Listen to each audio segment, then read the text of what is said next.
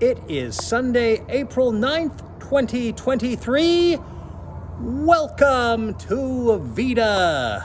So, as you might have guessed from that intro, or the way I'm dressed now, I saw the CGI animated Super Mario Brothers movie last night, and I enjoyed it. It was as good as could be expected, basically. I mean, it was no My Little Pony Friendship is Magic, the TV show, not the movie, which was much better than anyone could have expected. No, this is about as good as could be expected. Chris Pratt, not Tucker,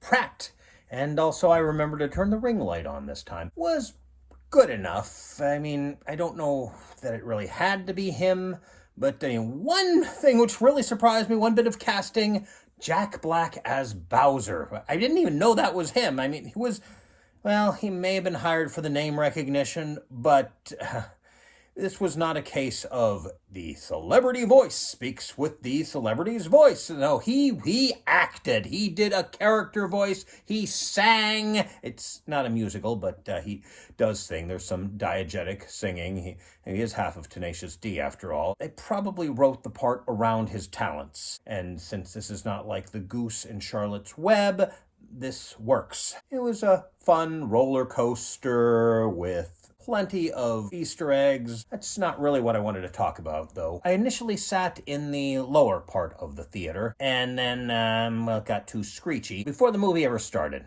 So I went to the balcony, and you can read!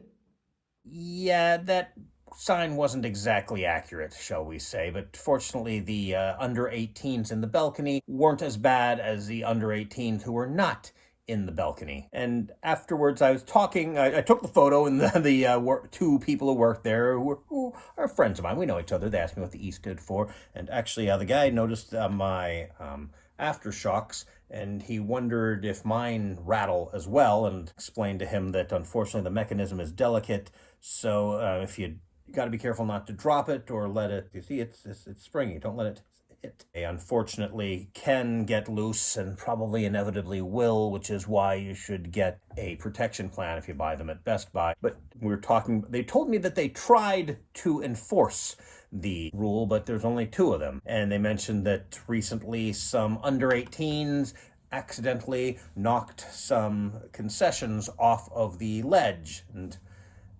that doesn't make any sense to me, because why would you use the ledge as a shelf? You are just tempting. Down, down, down, down, gravity.